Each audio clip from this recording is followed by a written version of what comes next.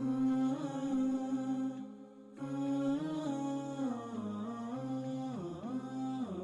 عليكم، معكم محمد إدريس من قناة مامة في اليوتيوب. اخواني اخواتي، بحكي لكم اليوم عن شغلة بسيطة ان شاء الله.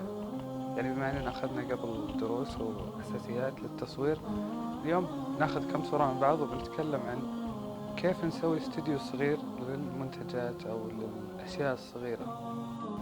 اوكي يا حبايبي، مثل ما انتم شايفين هنا عندنا فلين ابيض، و طبعا الاغراض هذه كلها من مكتبة، وهذه برضه اخذتها من مكتبة. قطعة كذا مربعة شفافة، وقوية شوي. صحيفة بيضاء، طبعا يفضل اللون الأبيض. طبعا عندكم الحرية تختارون اللي تبغون، بس أنا أفضل صراحة الأبيض. طبعا أي شيء تقدرون تلصقون فيه الأشياء هذه مع بعض. وبعدين طال عمركم نجيب الفلين الأبيض، هذه الصحيفة البيضاء. طبعا اللي بنسويه إننا بنخلي الصحيفة تكون بداية الصحيفة في نص اللوح الفلين بالضبط. يعني في النهاية إنه بنطلع بشكل كذا تقريبا، يعني تحت النص تكون، أو أعلى، أو أنتو يعني ما أدري كذا مبينة، أو نجيبها على الجنب.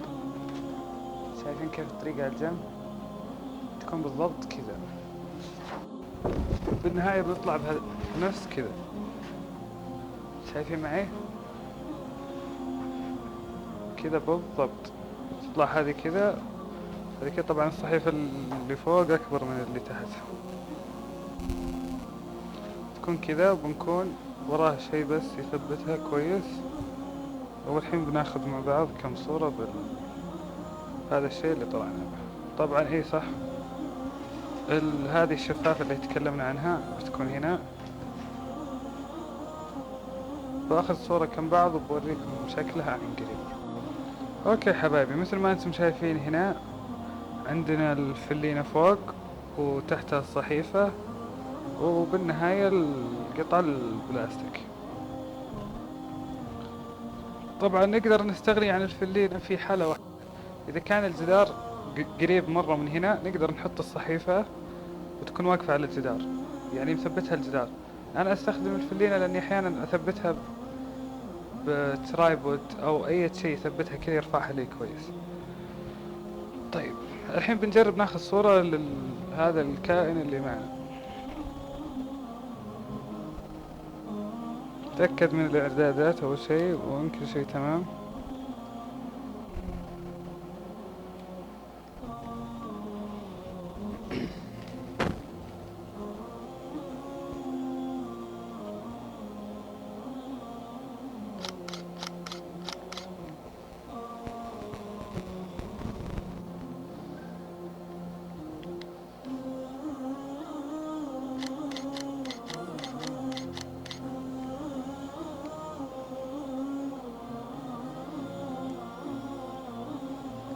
هذه الصورة اللي طلعت معنا. طبعا هذه فايدة البلاستيك، انه يطلع لي انعكاس تحت. يعني لو استخدمنا الصحيفة لحالها والفلينة لحالها ما راح يطلع لي انعكاس الشيء اللي انا حاطه على قطع البلاستيك هذه بالضبط. الحين زي ما شفتوا في الصورة يمكن الإضاءة تكون باهتة شوي.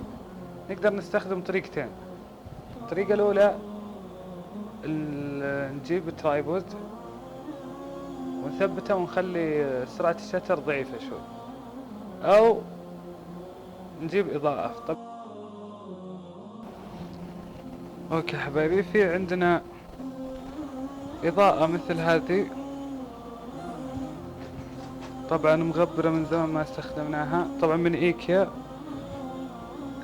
سعرها تقريبا 30 أو 40 ريال أو شيء زي كذا، 220. نقدر نتحكم في مكان اللي نبغى فيه النور، متحركة جدا، حركتها سلسة وكويسة. نقدر نقصرها ونقدر نرفعها على فوق. طبعا نجيب واحدة مثلا من هنا، نجرب.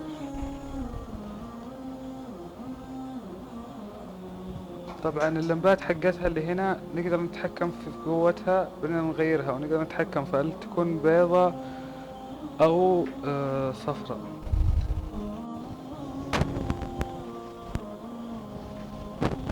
زي ما انتم شايفين هنا معنا ولع النور حقها، وانا حاطه اصفر.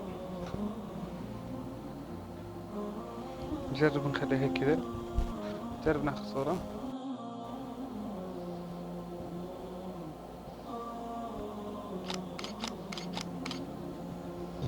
طبعا زي ما انتم شايفين الاضاءة طلعت مرة اوفر. طبعا نقدر نقللها ونستفيد من كذا، يعني الشتر يكون اسرع شوي.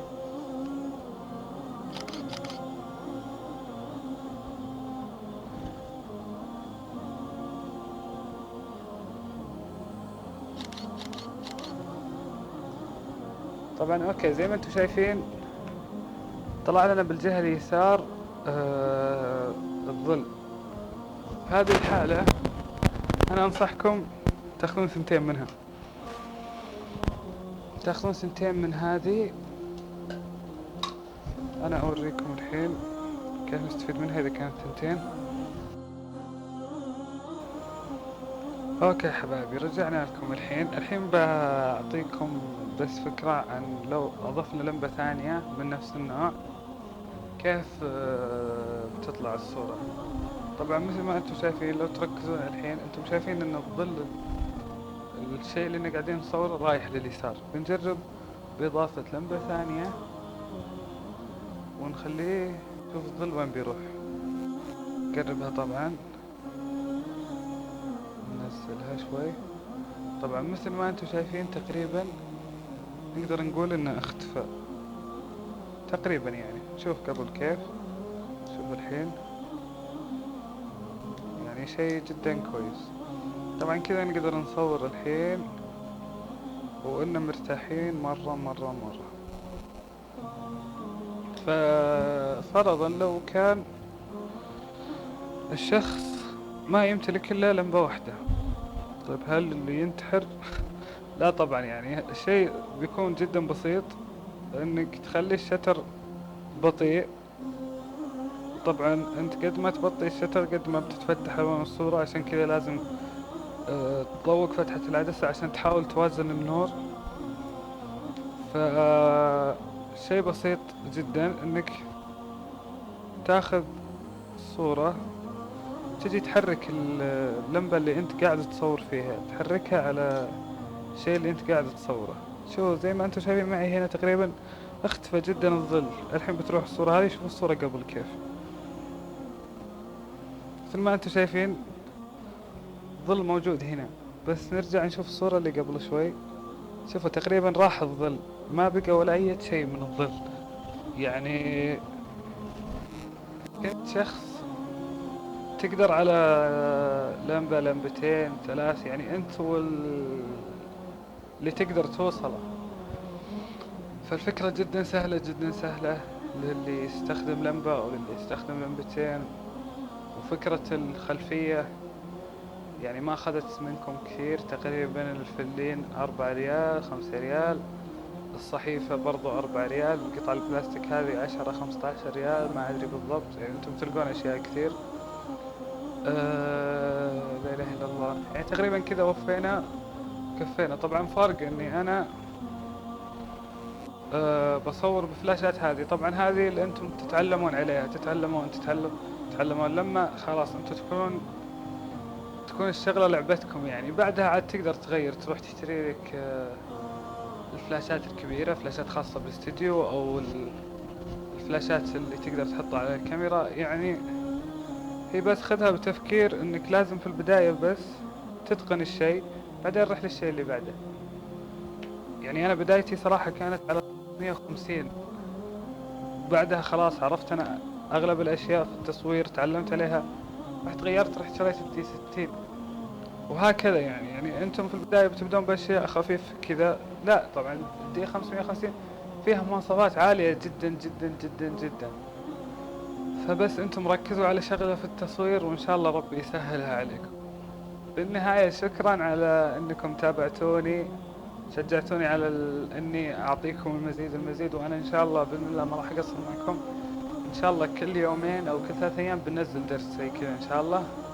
اللي حاب يستفسر او يسأل عن اي شيء، ايميلي بيكون موجود تحت الفيديو، تقدر تسألني اللي تبغى، وانا ان شاء الله ما راح اقصر معك. في النهاية استودعكم الله، وامان الله.